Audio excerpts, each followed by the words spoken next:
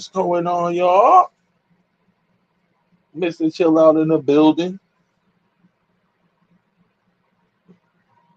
We out here waiting for Iceman and the Maverick to join me. So we're gonna try to kill some time.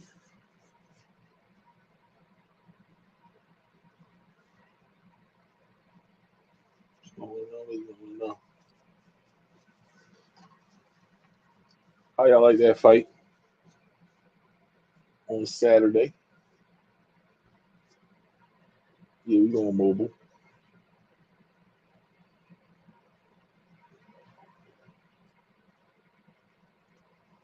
What's going on? What's going on, chat? I'm just starting the show, waiting for Maverick and Iceman to join me. I'm on my mobile.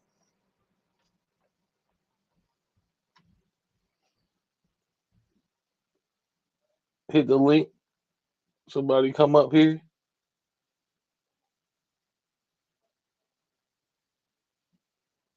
I'm gonna try to hit the link. Hey, Daddy girl. I'm just waiting for Aaron, aka Iceman, and the Maverick to come join me on the show. They over there, still over at This Might Be Risky. Hoping everyone was having a lovely day, an amazing Tuesday.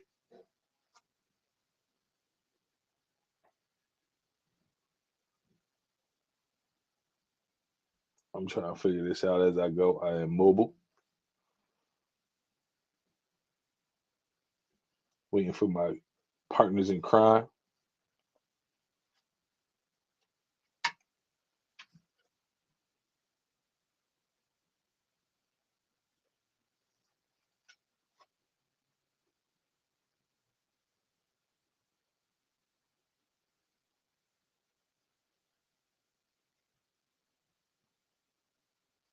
Ah, where we at with it? My fault, my fault. I've been running around. I don't know what the topic of conversation was today. So Iceman gonna have to help me.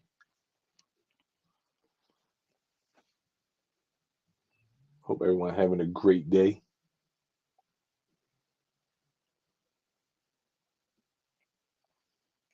Everyone had a beautiful weekend, leading into another beautiful week.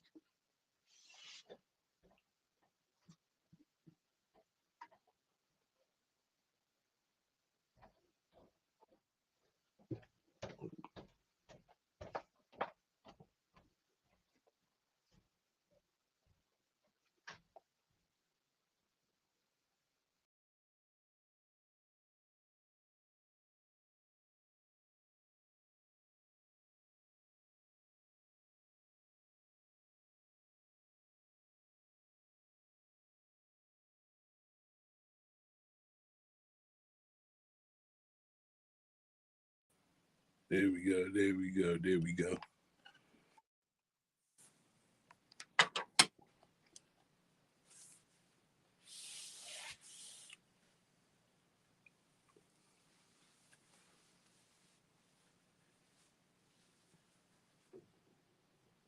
It's kind of hard to talk when you by yourself.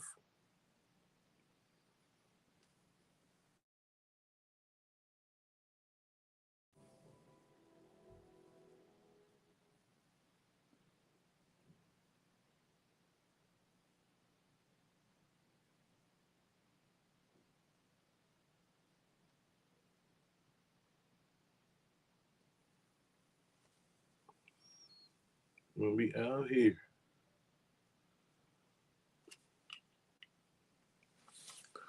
Here got me on the silent one. I need a guest. I need somebody to talk to. But I'm doing it mobile, so I don't even know how to hit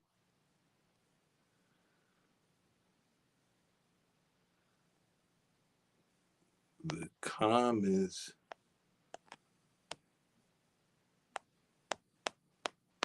to get it cracking.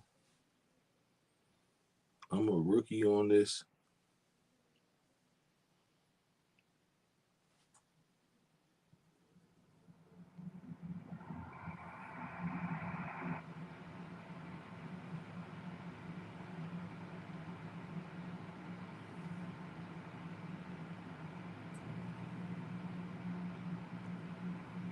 Yeah, I'm not on the computer. I'm on my cell phone, on a mobile device. I'm just trying to get the stream going. Waiting for the homies to come on. Woo.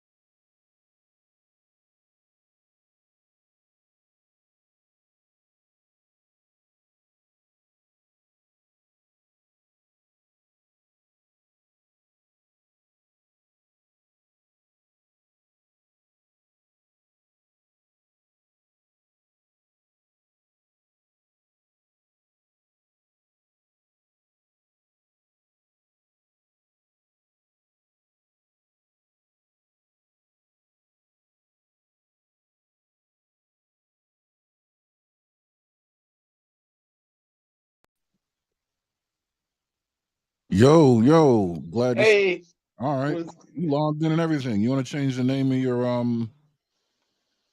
yeah. What I point was trying to if you do, want? Huh? I was trying to figure it out. Also, let me log out of what I was doing on the computer No, because I I got was, you. I got you. Hold on. Boom, boom, boom, boom. and I was trying to figure out how to do our opening sequence. I didn't know how to do that either. I gotta pick up my opening sequence game. Hey, there we go. I told you, I got you covered. We got people. Oh, we're live. Yeah, Oh I shit. I just had the screen going up. I did some talking because I was trying to figure it out. I got like 10 minutes of me babbling. I said I'm waiting for the gang to get here. Hold on. Let me turn you up because I can't. Hold up. All right. Hold on. Why can't I turn your shit up?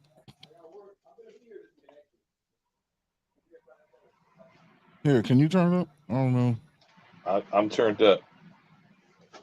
No, I mean go in settings on Settings. Mic check, mic check. oh wait, no, I probably have to do it this way. Yeah. Audio. Yeah. All right. Say something now. Mic check, mic check. Mic Uh, check, 1 2. I don't know. Anyway, Check, mic check, let me see if that. mic check, mic check. Oh no, I got it. Hold on. All right. Say something now. 1 2 1 2. Mic check, mic check.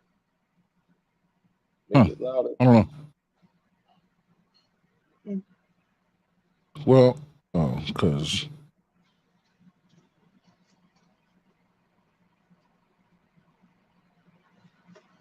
how about now? 1 2 1 2. That went up a little. Damn, I don't know why it's all echo cancel. It's automatic. You have it set to automatically adjust. No, I'm on my mobile. That doesn't. I'm only allowed to be a guest on the mobile app. Do you have? Can you see on the bottom of the screen it says settings? I got 3 dots at the bottom of the All screen. right, don't worry about it. I'll just have to because I can't hear you. All right, so shit, you got us in, and I didn't do the opening sequence. I didn't do the opening sequence though. I didn't do our. Oh, you didn't? No, we need to rock and roll with that. Being 1,000% honest. Oh well, I mean, you know what they say.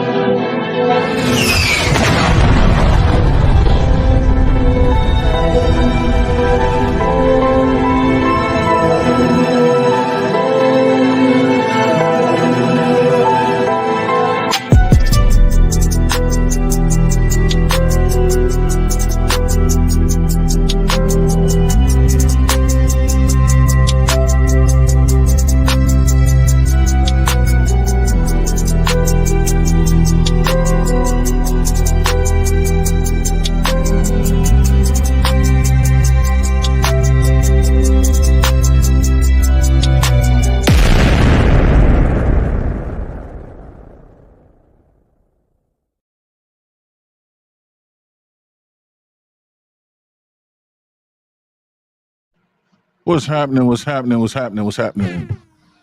What's going on? What is going on? Finally in the building. Finally. Yes, yes. Thanks for getting us started early, Chill. I appreciate that. Did you see any of the show from This Might Be Risky? I saw the tail end of it when Muggs was talking about playing basketball and everybody's 6'5" and 250 pounds. That's kind of like where I was at. I was running around today with Zay. So I said, "Hey, daddy girl." So is the title about the hypergamy? Yeah, hypergamy is man-made. Now, just for I guess context sake, hypergamy is the idea that you're seeking someone on or above your particular position, and it's something that's typically assigned to women, how they want, and usually it's economic. The metric is largely financial, and the idea is that she wants someone on or above her level financially. You talking about like Cinderella? Okay, yeah, that works. Yeah, I mean that works. Yeah, but you know what though, and I think that's funny you say that because that the Disneyfication of America, right, is one of the talking points that people often complain about.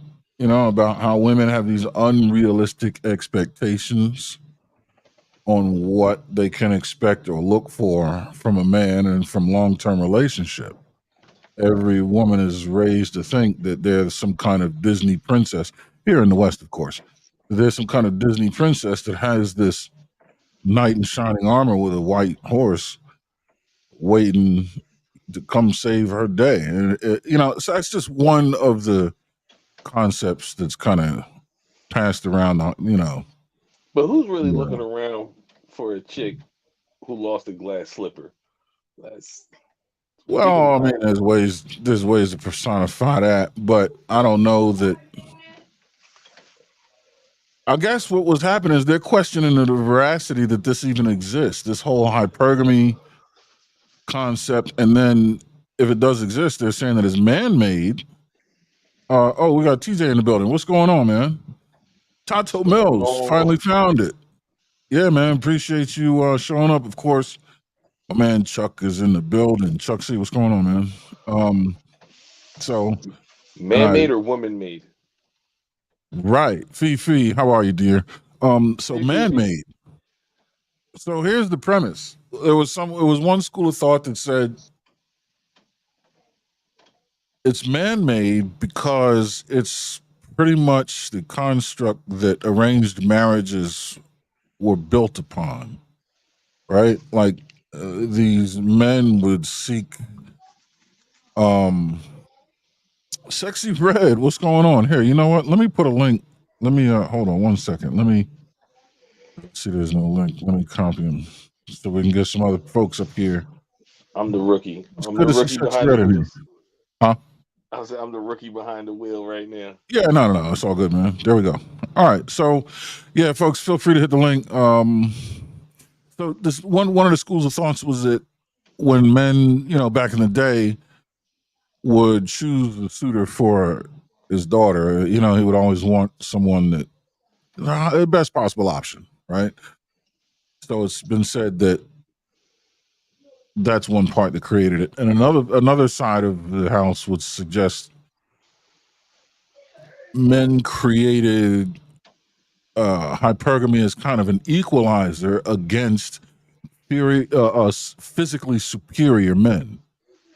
So you should go for the guy that can afford to give you the lifestyle you want, which now brings finances into it, which now, as long as you've earned a bunch of money,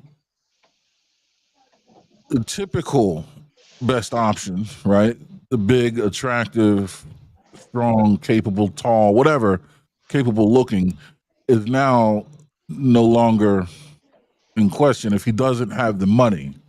So that's another, it was kind of like an equalizer, is what the whole idea of hypergamy was. But they're suggesting that it isn't something that is inherently female construct. That's kind of what the arguments were. Uh, You saw the whole show, TJ? I saw about 80% of the show. Yeah. Oh, okay. All right. So I was catching Mr. Chill Out. So what do you think of that? Show? so are we talking about like arranged marriages and then back in the day? Well, that And was then one of the talking points used to make the argument that hypergamy is man-made, because when marriages were arranged, it was the father seeking the best possible candidate to wed his daughter based on his standards, which were largely results driven, financially driven, resource driven, which means technically hypergamy would be man-made, because it's not the woman that necessarily is after the guy with all the resources. It's her father arranging her with the guy that has all the resources. Yo, I am stuck on Disney today. Why did you just make me think of Aladdin, where Jasmine was falling in love with Aladdin, but Pops is trying to set her up with So the that's different. if that's the, yeah. I don't know anything. So you're all alone with the Disney. I mean, I'm sure the audience will know. But I have no. I don't watch those. I've never seen Aladdin, so I don't know what you're talking about. Thanks for leaving I me mean, out. I know it Okay, yeah, no, exists, and I'm sure I've I seen know what you said. pieces. But So yeah, you're saying okay. that she So loved yeah, Aladdin. I didn't know that. Yeah, and then he ends up asking the genie to make him this great prince, so he can be impress Jasmine and her father. So yeah, I guess that I'm saying all that to say, absolutely man-made. Women may do it now in a more modern time, uh, but I would say definitely man-made if we're talking about when arranging marriages were even started, and fathers were looking for upgrading the family lineage through better resources from another, kingdom per se, and then joining those kingdoms together to have a more fortuitous situation. I could say, yeah. I would say definitely, yeah. TJ, what's your thought on this thing? And by the way, Onikasu, I haven't even seen Lion King, so it is what it is. But TJ, what's your take on this? I got two kind of trains of thoughts on this particular thing. One kind of out there and a little bit more specific, but out there, my first that I just came up with at the conclusion of this is what I think we're doing in this space is an autopsy on Black Okay. relationships.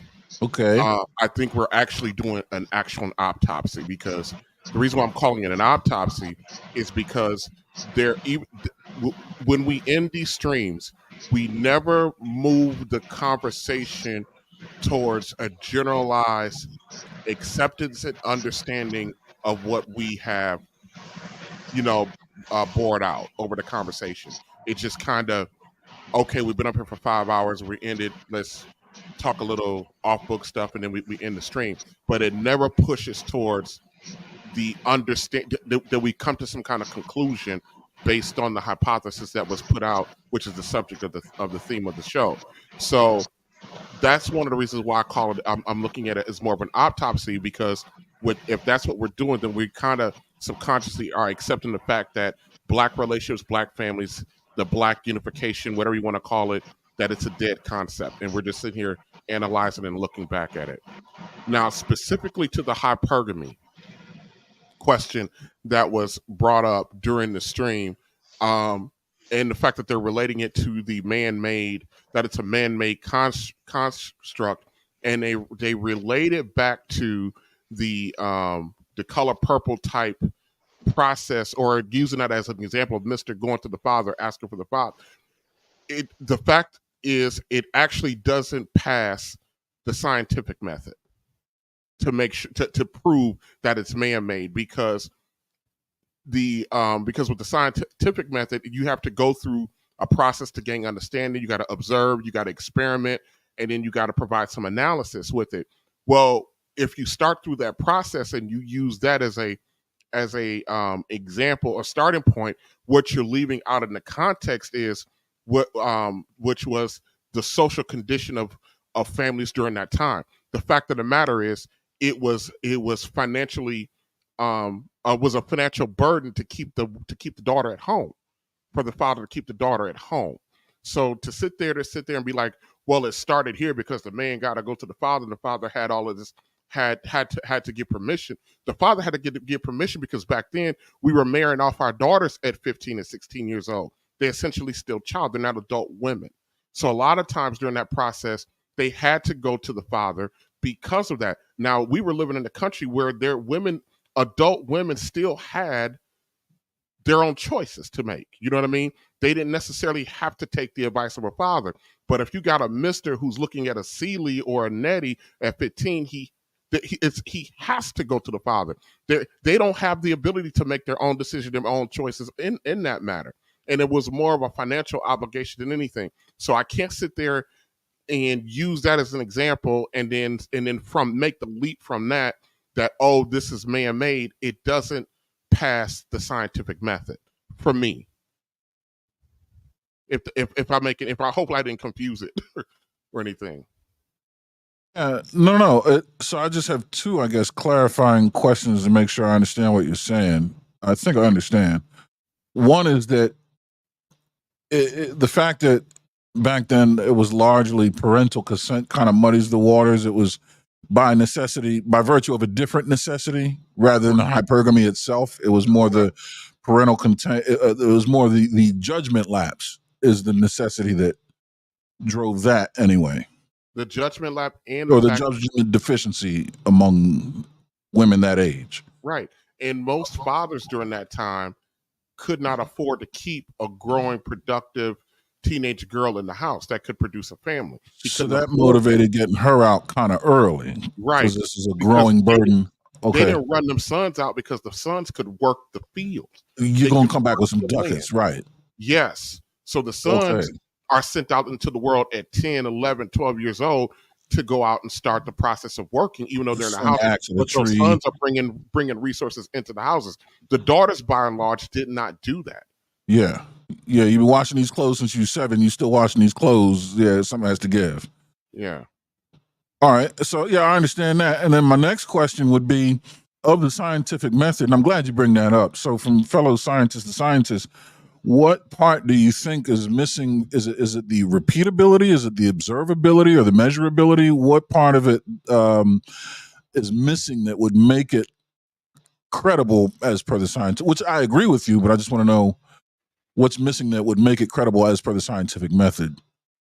I think when you start factoring into it's the repeatability for me. It's a few, but the repeatability is the strongest component that I think is missing.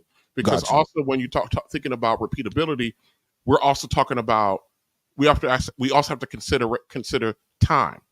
Because time keeps moving and societal norms keeps moving, societal expectations keeps moving. So, it's a little bit hard to repeat that. So I just found, I'm not saying I found it flawed, the question. I found the example flawed to try to say it's a man-made construct. If you want to be like black and white about it, everything we got in this world is a man-made construct. Yeah, sure. So that's why I couldn't come up on the panel, because it would have derailed the entertainment value of what Hamp does over there. I'm not trying to shoot no shit over there, but I'm just saying. So I come up there, I'll ask a question like that, or even when you ask a question like that, you notice when you ask those granular questions like that, it goes quiet. I perk right up. My shit, I'm like, oh, I'm your Huckleberry. There you go. Yeah. Right. But you see, because it requires them to move into an analysis phase, and what's the fun in that? Right. When I can tell the dude next to me to shut the fuck up, and he can't do it. Right. Yeah. Yeah. No, I get it. No, but and that's why I say in a macro perspective, we're doing an autopsy.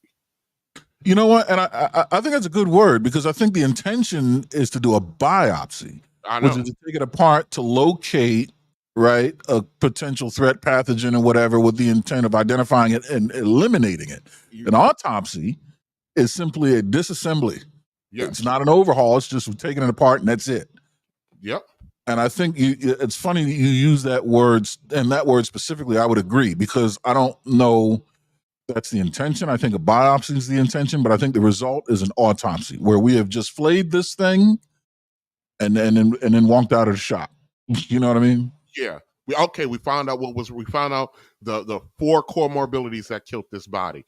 And so, now we're gonna go. And so now we're into that biopsy, right? The healing. The reason why I call it an autopsy is because our absolute refusal to move beyond once we understand, and in certain situations, refusing to accept what we found. You see that a lot on these panels. I'm not going to just pick on our ladies, but they're more egregious with this than the next. You saw that when Hamp and what's her name, Janae or Janelle, whatever her name is, Jalen, yeah. when they kind of had that little exchange, towards the beginning of the stream, and he just kind of pinned her in the corner, pinned her down. She just absolutely refused to accept that, her perspective was woefully flawed. But see, because of that mindset, there could be no treatment plan. Just refuse to accept it. Like when I'm working with patients, I have patients who refuse to accept the treatment. There's nothing I can do at that point but sit there and watch what I know is about to happen to you. Is it scientific due to the sense of internal survival? Well, and I think now that's a great question. And I think TJ might have caught it, but that kind of goes down the road that I kind of took things, going back and making it an evolutionary issue where when women are physically attracted to men, they want a man that appears to be in some kind of shape, muscular, strong, tall, attractive, just like men look at women. They want her to have, a certain width to hip to waist ratio, you know what I mean? A certain substantial build to her chest, because it suggests she has the ability to feed the children on the nipple when she's well endowed upstairs. Wider hips indicates that she's childbearing capable, right? And when they see us tall, we look stronger. They see that as the ability to chase the buffalo off the cliff more readily and drag his ass home quicker, and to chase the bear away in the middle of the night. You know what I mean? They see these traits as indicators of performance. And I think what happened was monogamy converted from a biological imperative to a societal imperative once the introduction of currency came into the picture. When things became financial, that became the great equalizer. It gave the men the ability to leverage their intellectual prowess against the physical prowess of other men that were historically superior because they were bigger and more capable fighters. But as society moves on and technology and things like that start to develop, we become more communal. Government, comes into the picture. We're more tightly knit and tightly spaced. Now your cerebellum becomes your primary weapon, and the results is no longer the buffalo you successfully were able to bring home, but the size of the house you're able to successfully secure. You know what I mean? It's all about resource and the result of resources, but how you go about it became man-made. And I think that's why hypergamy is now financial. But we're all hypergamous. We all want the best example of the DNA available to us to mix our DNA with. That's how evolution works. We try to better this thing. We want the prettiest woman because just in case we have a girl, we need her to be pretty just so she can get the strongest man. And we want the boy to be the most attractive because then he'll have a greater propensity to be the leader, even if he doesn't display any leadership traits. If left to all the other devices, the tallest, most attractive man is going to be at least try. We're going to try him first until he fails. You know what I mean? The symmetry of the face. These are all things that are biological imperatives to improve the DNA of the species. It's just that it moved from there to a social construct, and that's what made hypergamy as we know it. I think when I first heard it, in my mind, hypergamy sounded like a want. That I think is part of the transition and where it went from a need to a want. That was, yeah. I think it's. I think it. Right. It started off as a need, and now it's transitioned to a want.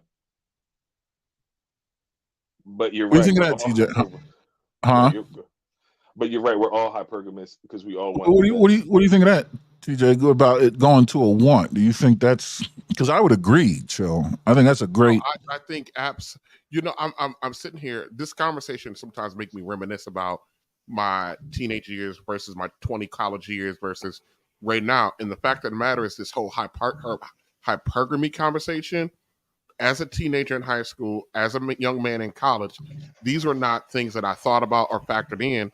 You know, you shot your shot, did what you did. I didn't worry about a 6'5" Aaron and me going after the same woman. I thought I had the same fucking opportunities Aaron did to get the guy, get the girl. I wasn't worried about that as much as it is now. I think this is a new concept because of, I think, the want is being driven. But our women today, especially the women, I'm in my 40s, so the volume of single women for me are plentiful. But what they want is of no consequence to me, because when I'm looking at what they want versus what they didn't, and when they talk about what they want, they talk about it in very aggressive, definitive terms. But then you start looking in their home and then the decisions that they made. And then a lot of times, I know somebody made mention on This Might Risky about that, you know, they the women typically, you know, they procreate with the biologically more attractive one. If you see some of these fucking daddies, 5'3" trolls, you know, butter gums under their teeth, you understand what I'm saying? Don't wash their face kind of dudes, you know what I mean? It's laughable. So I don't even accept the whole conversation or the premise from the woman. I think it's I think they live strongly in their ideal. I agree with you, Mr. Chill Out, that I think it's evolved into more so of what they want than anything else. I absolutely believe that. So then it changes the whole dissection of it, right? Because I think, I'm sorry, I know this word is like taboo in this space, but accountability has changed for what needs are compared to what wants are. And no one wants to say the reason why I want this 6'5" dude who makes six figures, because it's not that I need him, I want him. And it changes how they look at, you know, why we have all these conversations, the good guys finish last. And it's because the good guy and the guy who handles his business is actually what you need in your life. A guy who has responsibilities and accountability for himself. That's not what you want.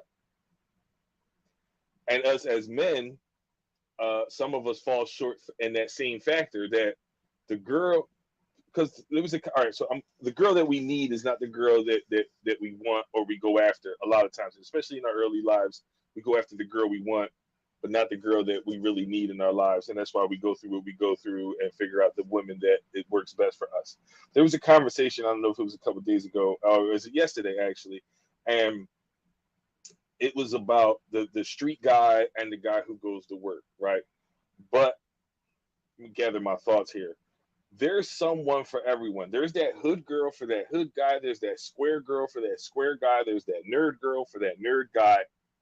And I think that we bypass that a lot of the times for what we want, what is attractive to the eyes, more than it is what's more best attractive for the heart and the soul.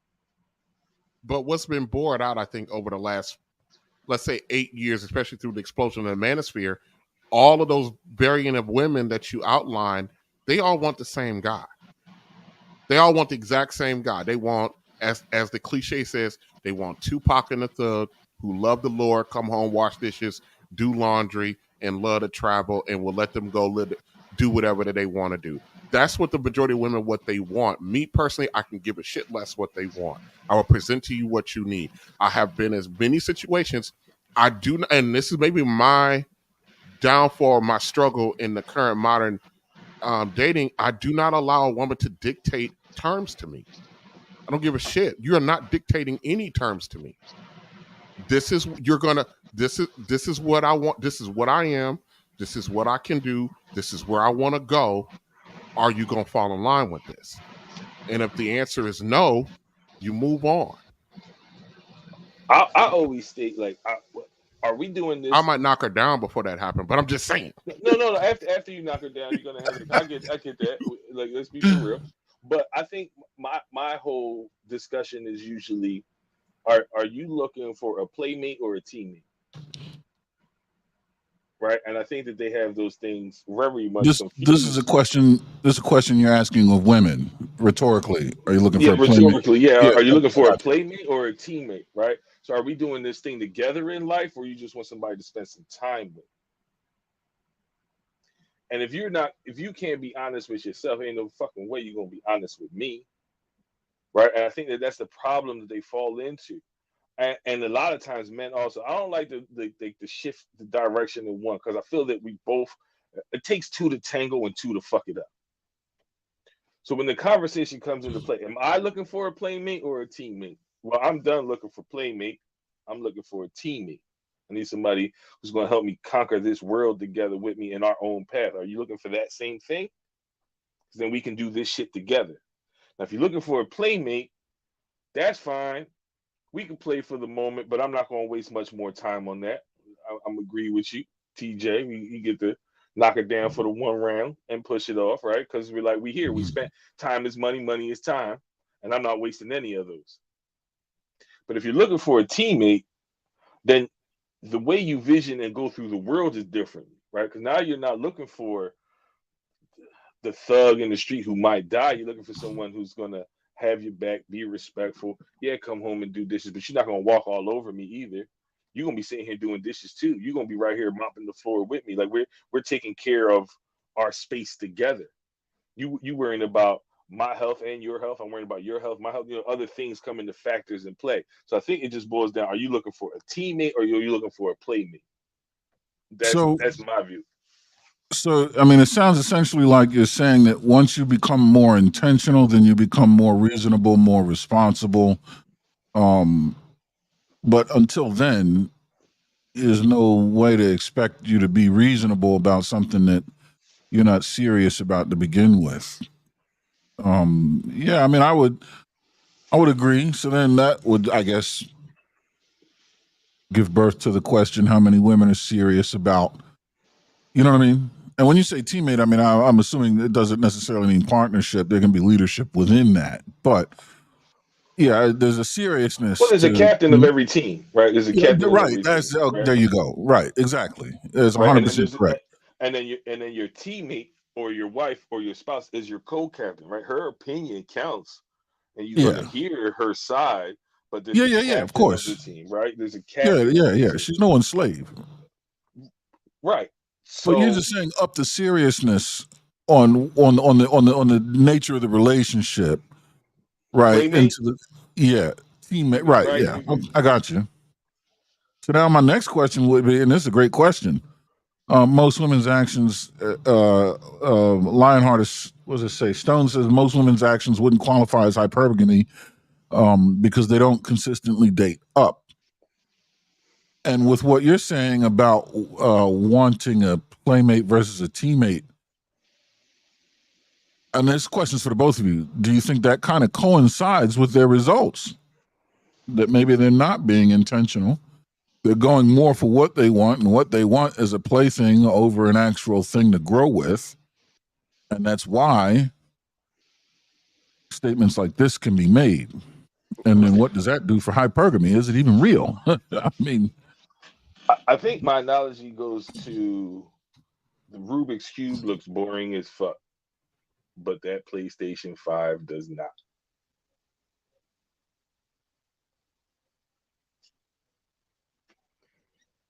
That's how I view that. TJ? Yeah, and I want to add to that too is the one thing that most women have, no matter where they are on the beauty scale to a degree, that most men do not have is the attention.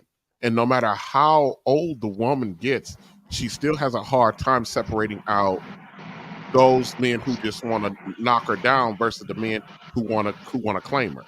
They all that attention looks the same to her. They never outgrow that. So you got a 40-year-old woman who's still in really good shape to a degree, in really good shape. She's still getting a fair amount of attention from guys that just want to knock her down and the guys that want her, and she doesn't understand. She thinks she does. She'll tell you she knows the difference. She does not. You can tell that based on how she moves. It's kind of like, to a degree, I got a 9-year-old daughter, right? Every month, I take my daughter to get a book. I take her. We still go to Barnes and Nobles. Every month, she got to get a new book. I take her in. We go to the kids section, and I just go pick a book. You should see the look on her face. It's overwhelming with joy and glee and, oh my God, where should I go? You know what I mean? Kind of a deal. And every time we go, I gotta drill down what she's reading in school. What do you like now? And I gotta help her pare down the section so she can pick a book or two that she's got to read that month.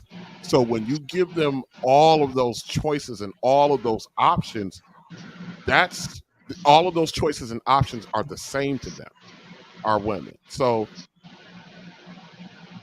it's hard for them to I think for them to focus on being intentional when they're looking good at their age, despite them might having made a dumpster fire worth of decisions behind them. It's hard for them to make a good decision because they still get all of this attention and you would think at a certain age that they will understand that not all male attention is intention to actually make them, bring them into a home.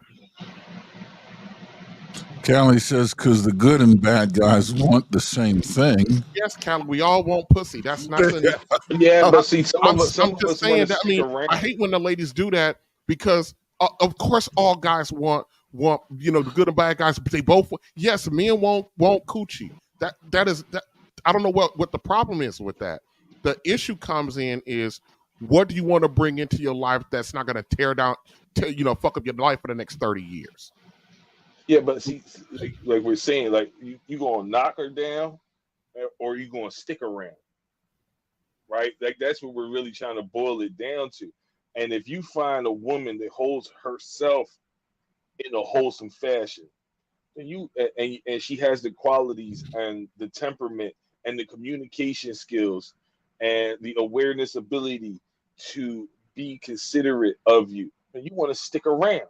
But if she want to play around, then yeah, you just gonna knock her down and then not be around. Right?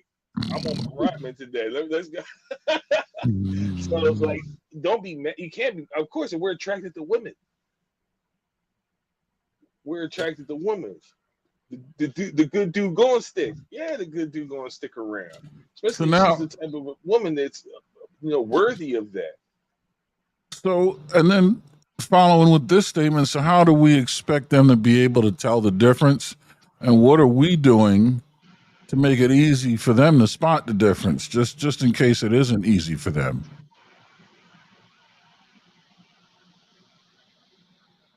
Whoa. Well, see, man, there's sheeps and wolves in sheep's clothing all the time. So, I mean, they got to ask some questions, right? What is this guy's? I mean, and these guys are liars too. Like, there's a lot of guys, man.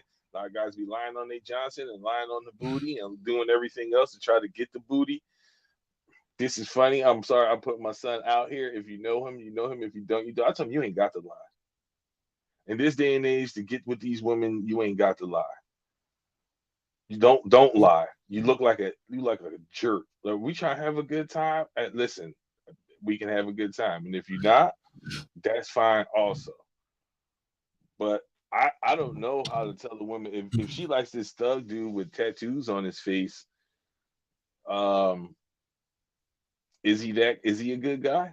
Is he gonna stick around? I've seen it. I out here, Aaron, you already know. Out here in Philly, I've seen it. These dudes tattoos on their face, but they got their little babies in their hand, trying to be dads.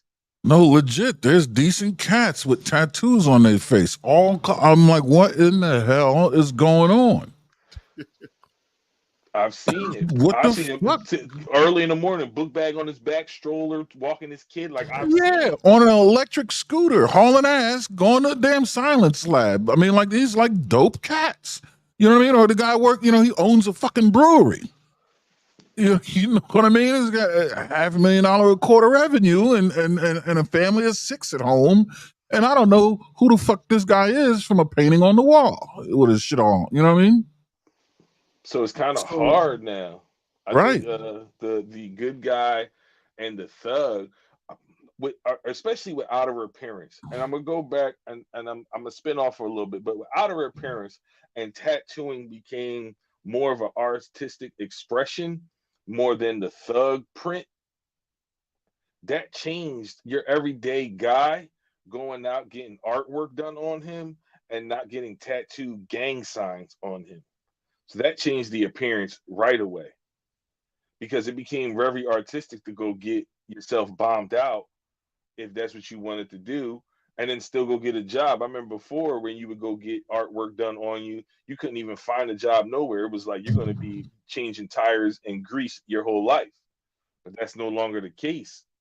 Doctors, lawyers, and everyone else has artwork done. Now, I'm not saying they got it on their face, but they could be full sleeves, legs, half body done. It changes the appearance of what people look at in the outer appearance. The book is the cover of the book is no longer the book anymore. I guess in the best way I could try to explain. So that kind of coincides with this, with the thinking that the good women are standing too close to the hoes as well, because that's a talking point among a lot of men that we can't tell the difference between a decent woman and a 304 these days. With that said, someone is suggesting in the chat just going back to where we were, and that's let the father do all the vetting for daughters. And that kind of brings it full circle to the whole hypergamy thing. But then read this one. Let's see. Where's I wanted to laugh when she said this. My dad, what was it? My dad didn't like any man, his daughters, so that didn't help.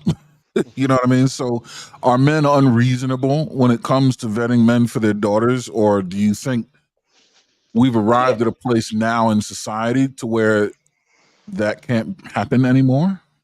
I think that men are men, and they like just like Callie said, you trying to just knock my daughter down or stick around.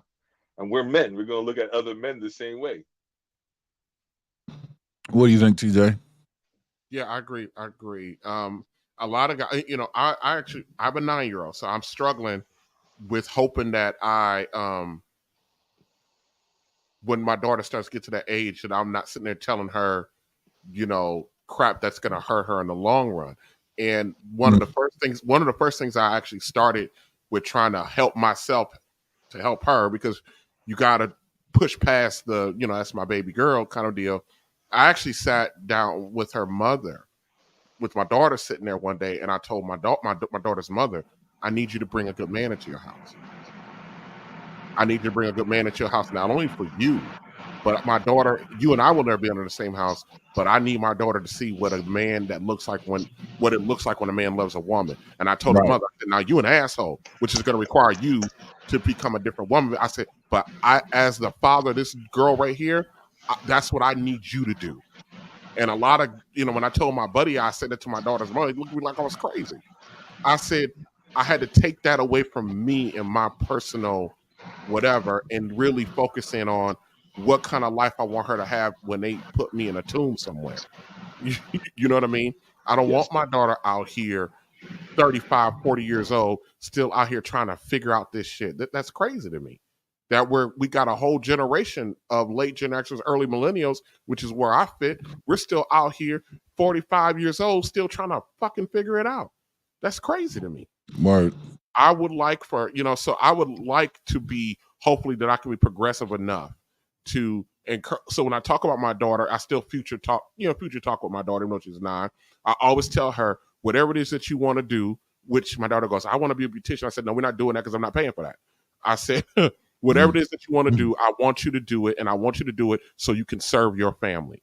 I want you to be a service to your family. I want you to be a service to your husband. I want you to be a service to your children. That's how I talk to her, because that's what I want her to think in those terms. Her mother talks very differently, very, very differently. So I don't know what's going to win out in the long run. Well, I think love. I'm sorry. Does it go down this road? Yeah, but social program is strong. Backup strategy as well. Yeah, I mean, it might. Because my daughter has a 20-year-old sister in the house. That girl out there wilding. And my daughter is crazy about her sister. Wants the same hairstyle, wants the same. My daughter does, skincare. I said, baby, you 9 years old. Your skin is as perfect as it's ever going to be ever in his life. Yeah. But, Yeah. but she's mimicking her sister. And so Influence. guess what I'm doing next week? I'm going home to have a conversation with her sister. Mm. And that girl I ain't got no tie to that girl. You know what I mean? But look, I'm all about being aware of what the influences around my daughter and me trying to do the best I can do with whatever little influence I may or may not have on her. So Yeah. to the point, there are a lot of fathers out here who won't do that because they want to maintain the purity of their daughters, but you won't be able to do that. I want mine to have the tools to navigate life, to have reduce the level of trauma she might run into out here. Yeah. No, it's certainly a tough pill to swallow, that no matter how important that is, it's still not an absolute. Yeah. And all we can do is the best we can. I hear you there, man. And Fifi's correct here when she says she thinks communication with him is a big plus. Yeah. I think leaning on that will sort them out. That pays dividends in ways I'm sure you know because you're doing it. I wanted to welcome to the panel Mr. Maverick, our resident politician, standing tall. What's good, man? Gentlemen, what's up, panel? Iceman, Mr. Chill Out, Mr. And we got TJ, what's TJ through going the Fire on? podcast. Yep. Oh man, yeah, man. I just jumped in without any context of the conversation, man. But I could tell what you were saying was dead on, man. It was spot on. Yeah. So is there like a topic going on right now, or is this kind of freestyling or whatever? What's happening? So it's a continuation of the show earlier. This might be risky, and I guess the elevator pitch would be that hypergamy is a man-made construct, and it's not a female construct as we're told it is. And that's, if you take a look at historically how arranged marriages were the case, with the man seeking the best candidate for his little girl and marrying her out. That essentially would be hypergamy being a construct led by the father. Right. Is one way of looking at it. Yeah. And then the other way of looking at it is the economic piece, right? So society has evolved to a space where we have an economy, and the dollar bill is now leveraged to be the great equalizer against what would traditionally be the best candidate for marriage, and that's the guy that's tall, strong, the hunk, essentially, the hunter type. Like the alpha male characteristics that appeal to the savage deep down brain, all that kind of at stuff. the most rudimentary level, exactly. Sure. So now a man's intellect can be leveraged against another man's brute, because we now have an economy. You know what I mean? The social construct has become more sophisticated. So there's another school of thought that says money is the reason why is where hypergamy was born, not in the female's mind per se. So we're just kind of letting the conversation drift from there. Gotcha. Yeah, man. Yeah, the one so thing. What's your take on all that? I mean, TJ and Chill Out gave some really great points, but what's your piece? As you were saying that, I'm just and as you're going through, I'm more attuned to agreeing with the primal aspect of it, because if you speak, if you know how to speak to the primal, if it means your body language, the way you speak, the way you move, the type of hobbies that you're into, the type of just the type of friends that you have around you, the type of things that you're doing. Like if you have all that displays, I guess high value, and if you're in these circles doing these things, it just attracts. It doesn't even from my experience, man, especially ever since I swore in, like it'll be places I'll still be in a tank top and busted sneakers and just handling business, but for some reason it just projects somehow, man, and people respond even in those clothes and me not seeing anything.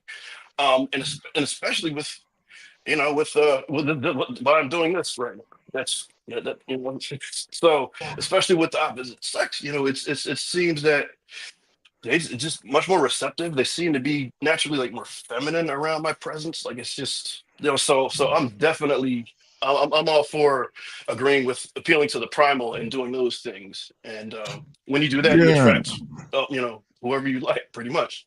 Yeah, that was kind of my approach. You know what I mean? Was that there's a biological imperative, and before we go further, I mean, we all kind of agreed with each other's points. Like there's no Right. lies told so No, far. oh, not at all. It's not a broad brush either, because it's a bunch. It's a lot. It's a bunch of those put together. Yeah, and so mine would more align with yours, and probably even at a more elementary level, going back to natural selection, Darwinism, just a Sure. physical attraction piece. But yeah, I mean, you know, it's being said. And TJ, Mm-hmm. he made a great point. He said that what we're doing is more like an autopsy of the circumstances we're in today, where these conversations just kind of take things apart, and then that's about it. There's no real recovery based study. There's no, you know what I mean? Like it's not a biopsy. Is what, and I think that's the intention, is to biopsy, to take this thing apart, locate and identify the fucking disease, threat, or pathogen, remove it. Sure. You know what I mean? And then close things Sure. back up. And we don't Sure. get to the healing part. And I think the barrier is accountability. No one wants to be responsible for causing the fucking symptom, let alone the disease. So now we don't even know what to treat. But here we are splayed out across the damn table. You know what I mean? I thought it was a great way to put it. Definitely. Sway Jones says, yo, Aaron, this channel dope for cats who battle and covering their families while they're overseas. Ooh wee. Like I know that's a tough battle. You brothers need, around who care. No, listen, military personnel overseas, that is that's a life, man. That's a lifestyle, man. That's a lifestyle. Yeah, I mean that's for a whole other show, man. I don't even want to start about that now, man. But maybe we should add that to the program list. It does have a lot to do with it. He says, Sway says, yeah, buddy. Yeah, no, that's a tough nut to crack. But no, he's right though. I think even these conversations, they do provide some clarity. You know what I mean, to the entire conversation. Mr. Kasim is in the building. Oh, look! Oh man, what is it? Yes, sir. Oh man, what's going on?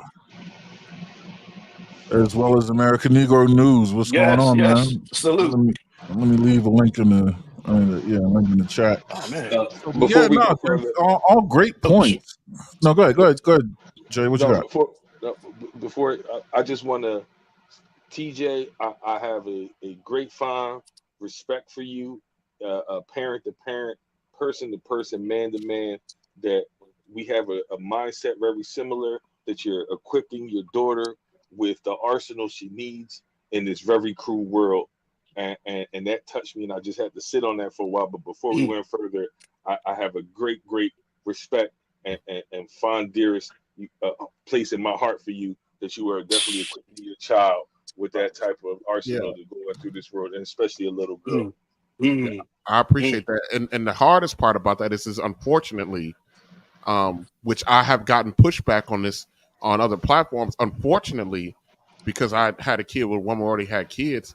I'm not only am I navigating trying to teach my daughter, I'm trying to lead her mother, and now I'm trying to coach up a 20-year-old, all because they have the biggest influence on my daughter. Actually got the biggest influence on my daughter, so now I'm stuck with trying to convince the mother to change her ways, to find a guy and I got a woman. I don't need no man. That's my daughter's mom. She would tell you to your face, I don't need no man, and then ask you for half the rent 5 seconds later. That's my daughter's mother. And then I got a 20-year-old who's her older sister who got issues with men, but they never dealt with no damn man. But you know where that came from, though. You know what I mean? That came from her mom crying and whining about the litany of of mistakes that she has run through her life. So I have to I have to be the adult and go, what's in the best interest of my child, which is I got to try to figure out a way to alter the mother's way of thinking, coach up a 20-year-old who I have no interest in. And that sounds kind of bad, but I don't. You know what I mean? I don't like her as a human being, but that's about it. And then I got to do all of that to try to make sure that my daughter gets at least some of what I think she should get.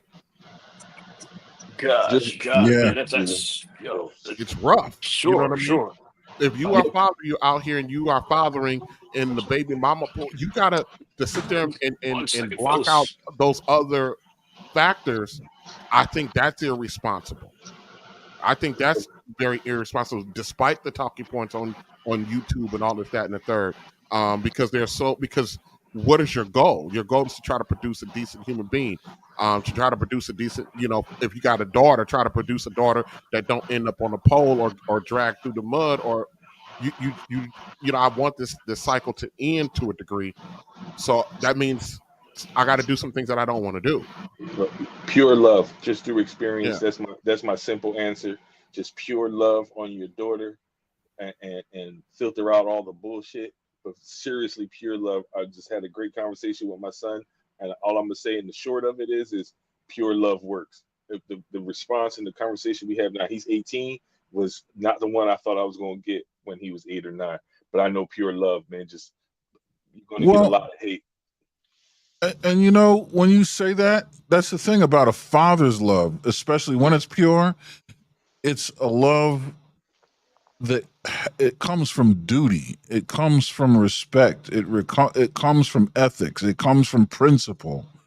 It's not all about treating the symptoms. It's about curing the disease. Mm-hmm. It's about bending the trajectory of your lineage, legacy, and the world around you towards righteousness the best you can, and controlling as many of the controllables as you can by being accountable, right? And that's one thing this channel is scaffolded upon. It is a channel by and for men, as the three of us. Well, let's see. So Mr. Maverick doesn't have children, but TJ, Mr. Chill Out, myself, all have biological children and are step parents.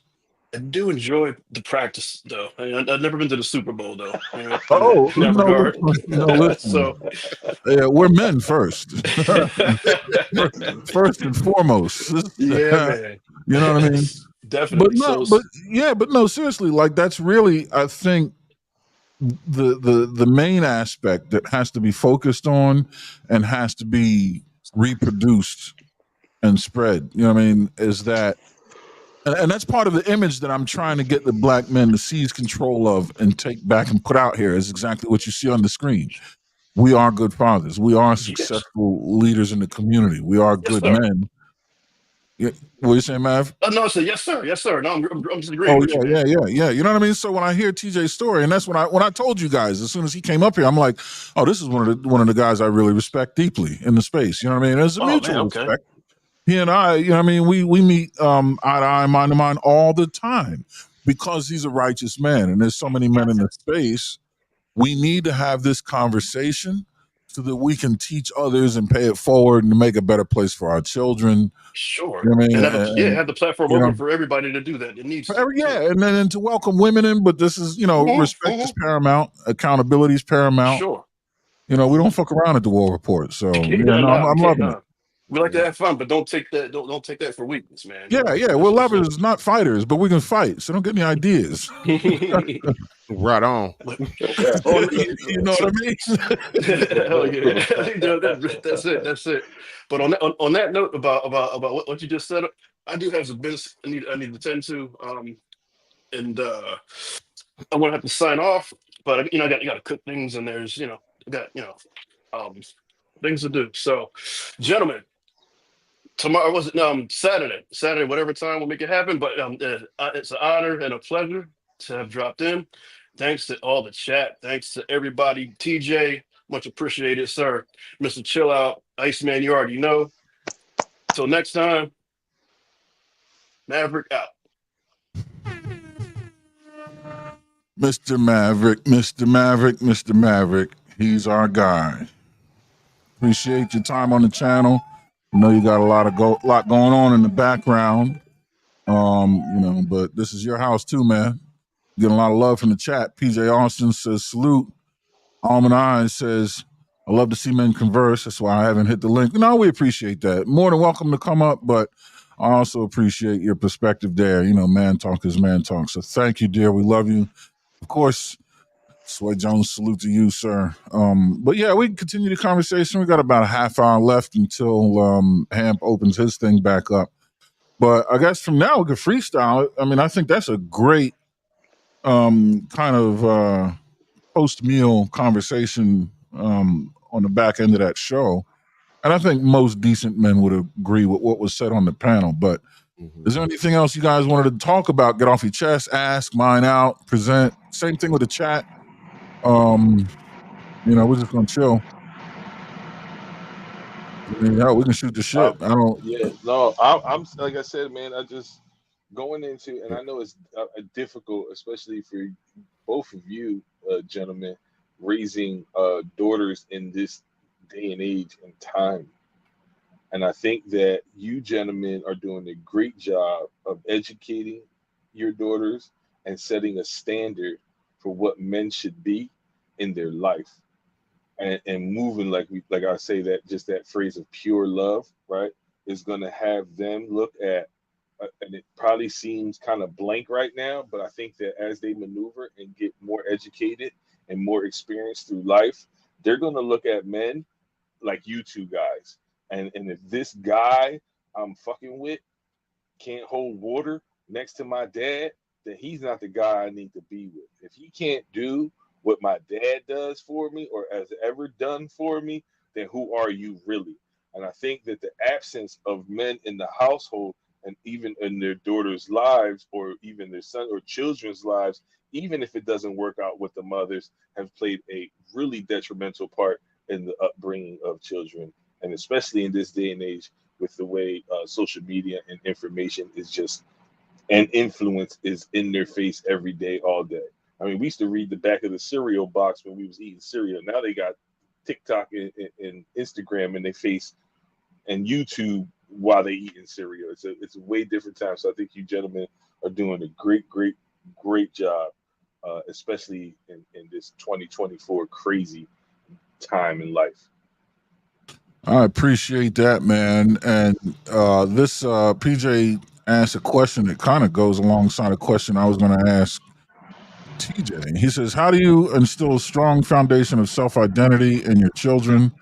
I think that's very important, especially with how society goes today. And the question I was going to ask TJ was, and I know you find it difficult. I know you have to because you're raising a daughter, but isn't there kind of a fine line?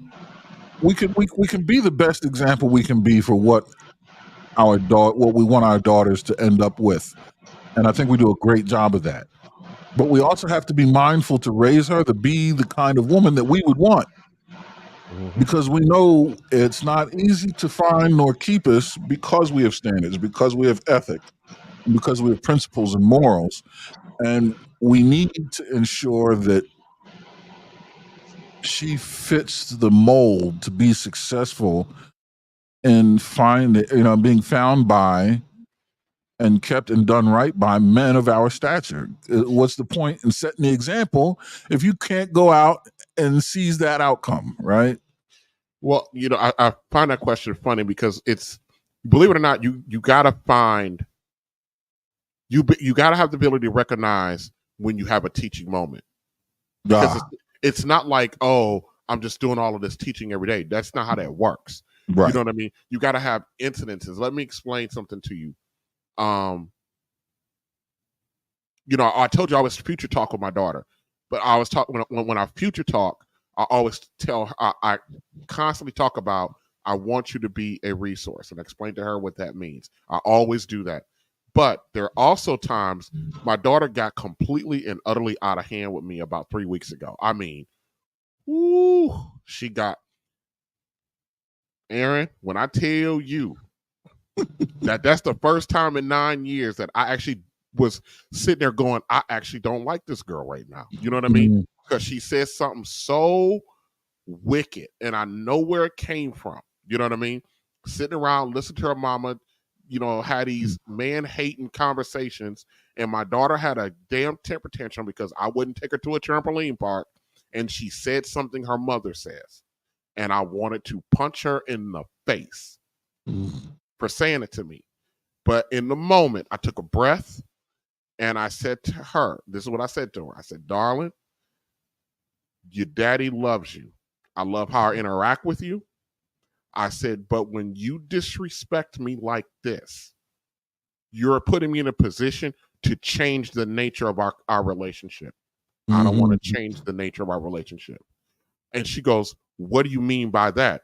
I said, your daddy wants to slap the shit out of you. Mm-hmm. If I slap the shit out of you, it changes how you see me. It changes how you view me. And it makes you feel like you might not be safe with me. I don't ever want us to change that dynamic. You feel safe with your daddy. You love your daddy. You trust your daddy. I don't want you to ever feel that way.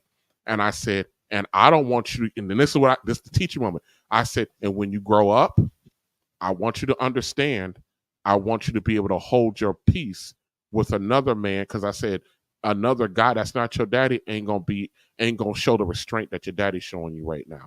Mm-hmm. Teaching moment. Mm-hmm. I said, you got a right to be pissed. You got a right to be disappointed. But what you don't have a right to do is open your mouth like you just did and think that nothing will happen. Mm-hmm. And I said to her, now let's bring it back to daddy. You do it again, I'm gonna break. I said, I'm gonna show you why I'm the only man your mother doesn't get in, that doesn't jump up in the face with. I said, that will be your choice, baby. Scorch the earth right beneath your feet. Yep. You know, and let me tell you something. That wasn't me talking, because everything in me, if my daughter would have been a son, he would have got it. He would have got all that work right there, right where we at in that moment, and I wouldn't have cared. Right. Yeah. But I understood that level of interjection into my daughter. I know what that's going to do to her. It may satisfy me in the moment, you know what I mean? But what's the ultimate goal? Teach her how to curtail her mouth. Teach her how to curtail her disappointment. Teach her how to curtail when she gets angry. You know? And then give her the warning. You do this again, it's not going to work out well for you, baby. I don't want to do this. But don't put me in a position to do it, because I will, because I love you enough to do it. And you led by example. She got the result because you wanted to raise Cain, but you didn't. You exercised the very restraint that you're teaching her. You know. And then an hour later, we were at the bookstore. And you're walking around Barnes and Nobles. Yeah, and I'm walking around the bookstore and I'm watching her, and she's just like being like nothing happened, and I'm looking at her with this anger. But see, here's the thing: she did not escape retribution. Yeah. Yes. Because, which shocked the hell out of me is when because I brought her back home to her mother early, and that shocked her mother. She's like, "What?" I said, "You're going to have to talk with your daughter. You're going to tell her what she's going to tell you." And all my daughter said was, "Oh, I was just a little disrespectful." I said, "No, you got to tell your mom what you did. You got to tell your mom what you said." Now, I was surprised and proud of my daughter's mother when it came out what she said. Yeah, my daughter wasn't able to escape any physical retribution after that. That my daughter's mama was like, "You did what? You said what? You said what?" Callie wants to know. Callie said, "What did she say?" Question mark. I'll tell you, she called me a deadbeat. Oh no. Yeah, no, you can't. Yeah. After all, and you know what? That's enough. That's all it takes. She said when I told her I wasn't for the third time, told her I wouldn't take her to the trampoline park. She said, "Why are you acting like a deadbeat?" That came. Whoo, Lord have mercy. Yeah. But when she told her mama, the shock and horror on her mama's face, then it instantly turned to anger. And before I could even intercede, the mother was on her like white on rice. And I was like, and I'm over there like a little wimp begging my daughter's mama, "Get up off my baby." And our mother turned around and snapped at me. She said, "This ain't got nothing to do with you." I sat my little ass down. You got to let the mamas, when they do, respecting that she understands more than what I know that she needed that. You know what I mean? The woman's psychology for woman's psychology to move that. Yeah. Oh.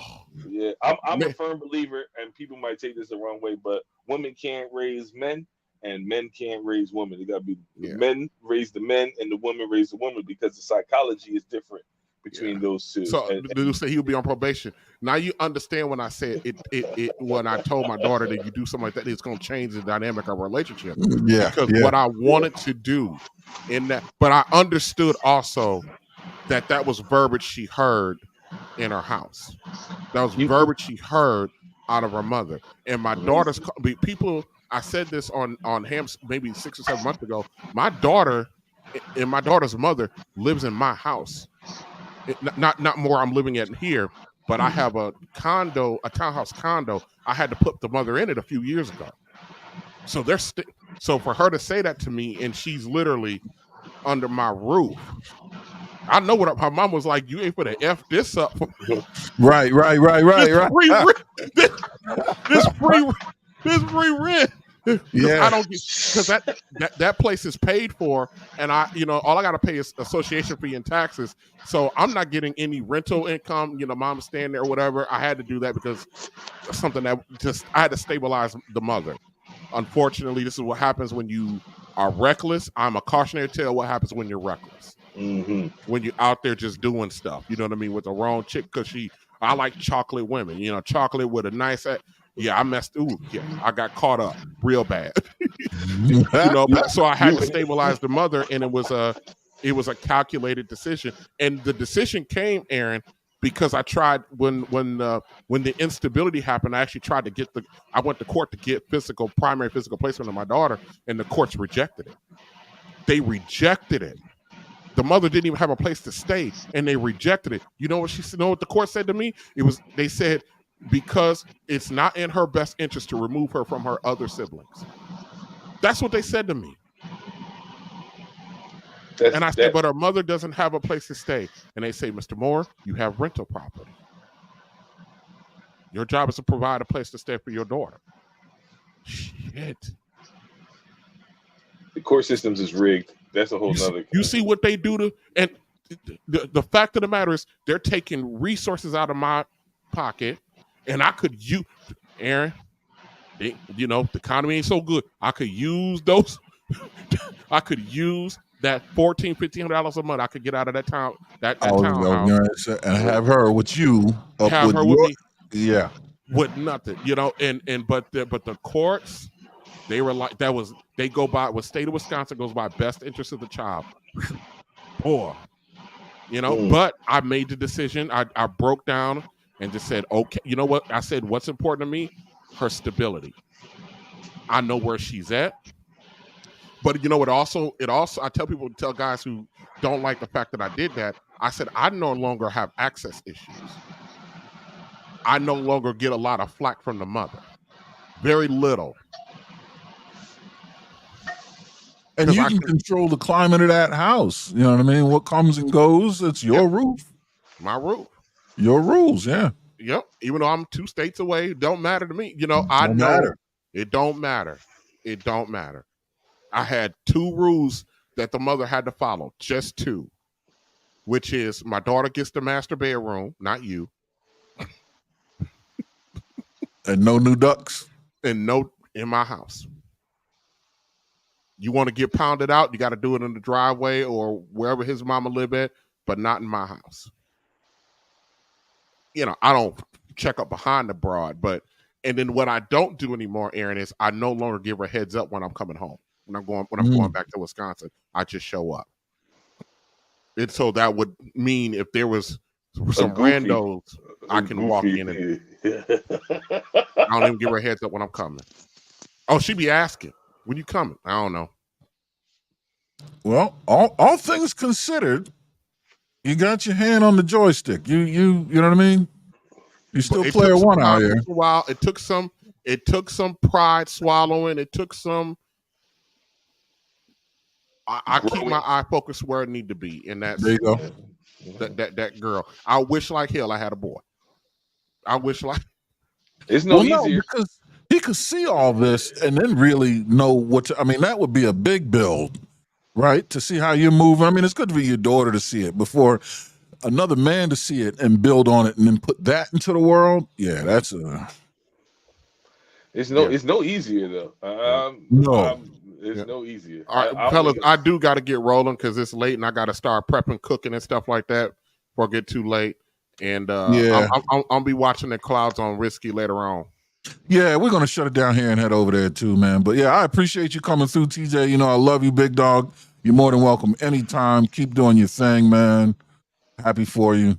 All right, y'all be cool. All right, man. Cool, TJ. Take care. TJ in the building. That's a hell of a dude, man. Yeah. He's one of the people I call a silverback gorilla. No. Not to be fucked with, but he's doing the best he can to do it the right way. That's all. We all men just trying to do what we can with what we got, man. That's it, man. I respect him a lot. I love his perspective, and I would operate the same way, even with my son in those times, and especially in those tender ages like that. Very difficult, and the way he's going about it, pure blueprint of what I would have done in that same way, man. So, like I said, he really does. He has a fine place, man, because I know how difficult it is. And 2 states away, I didn't even have it that tough. I was still in the same state. So, man, big salute to TJ, man, and much respect for him. Yeah, man. It's a cold world out here. And it's a dog eat dog world on top of that. Yeah. But like you said, we got to do the best we can. We have to. But failure is not an option. No. And prepping your children, your young tender ones, with the best arsenal for the world, man. Is what all we can do. Yeah, no, 100%. Because failure is not an option for them either. No, because they're the next generation to set it all up, right? Exactly. So they got to be able to get. You can't send them out. We say it all the time, right? You can't send them out to war without no guns and bullets. What's the point? And you know, it's funny. That's something that came up earlier in DJ Ham show, was that sending our lineage forward with legacy is worth building the legacy. And a legacy without lineage is just success passed off out of your DNA sequence. What are we doing? If not to pay it forward in honor of those who paid it forward to us. There are people that came before us that sacrificed areas of their life, their happiness. You know what I mean? They dealt with challenges, had to take accountability, and for the best or worst. But they led us here, alive in this world and space right now, prepared to at least achieve something that looks like success. Why stop that train now? You know what I mean? Pay it forward to the next guy. By the way, the next guy should be yours or girl or whatever. You know what I mean? Like, it's a smack in the face to everything that came before you that led you to being here. You know, so you got to set them up with the perfect oop. Speaking of, I got to take this opportunity. Speaking of, now that we're here, happy birthday to my mother. Hey, MEEMAH, happy birthday. September 17th, some years ago, my mother was born. And she's probably out at a restaurant eating Italian food with my father as we speak. Amazing. Or in the car on the way home. If you're listening to this, Mom, I love you. Happy birthday. Hope you're enjoying yourself. Dad, finally went into full retirement, gave up the, that last gig and everything that I think was just there to keep him busy. But he's done with that. So now they're fully enjoying life, man. They were down at the beach last week, just on the humbug. I mean, you know what's at the beach. Yes. So they're out at dinner tonight, enjoying my mother's birthday. I called her this morning. She's just getting back in from exercise class, making her, I guess, morning cup of joe or whatever, So they're living life, man. Love it. Happy birthday, MEEMAH. Happy birthday, MEEMAH. They're doing the thing. So, yeah, we'll be down there, I guess, this Saturday, or, we'll figure out what that's going to look like. Yeah, Quincy, yeah, appreciate it. Happy birthday to my mother. Yes, she is years, first time today. Yeah. Yep. Yeah. Bless them both indeed, man. Indeed. Yes, They're sir. amazing. Yeah, Amazing, man. amazing. I hope she enjoys and Yeah. has a great day. Enjoy her day. Happy birthday, Yep. Mom. Yeah. So I So know we're about to go. Go ahead. no, you go ahead. Go ahead. No, so I was listening. I wrote down in the chat. There's a basketball. There was a basketball. So I said the oop, and then the oop just made me think of basketball. There's like some basketball talk going over at This Might Be Risky. A tournament, I guess, is brewing or such. It seems like another competition is in the midst. I'm leaving that all up to you. I knew it would. You'd find your way across it at some point. I'm like, these basketball niggas don't even know what I got in this pocket right here. It's called the Joker card, and his name is Mr. Chill Out. Yeah, that thing. I was gonna let that. I'm glad you saw it or heard. So now keep your eyes open for it. Yeah, I'm 40 years old and not playing basketball anymore. But I would commentate it and have a little fun with it. I think that would be fun. But me running around with these fools, nah. I done hung up my shoes a long time ago. I do it for recreational exercise. No longer really. Better These than things me. it's a young man's game, and I'm not in it for that anymore. I'm just trying to get a sweat up and down, keep the body in motion, stay in motion. But I'm still a basketball fan at heart. So I would love to just be involved in commentating, having some fun. You're gonna have to commentate that because I can't. I don't know what I'm looking at.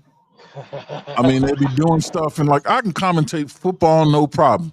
I can commentate an auto race. I'm surprised I don't do it for a living. I can commentate a fight, but I've done these things. Basketball, I wouldn't know what to say. I'd be saying all the wrong shit at all the wrong time. Well, then this is where I'll take point, and then we can piggyback off of that because I think that you'll get in the flow of it. It's pretty simple. I mean, I'll just be calling out the rules of the game, and then you can call out the plays of the game.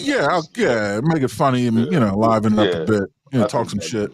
Yeah, that'd be fun. But yeah, I did see it.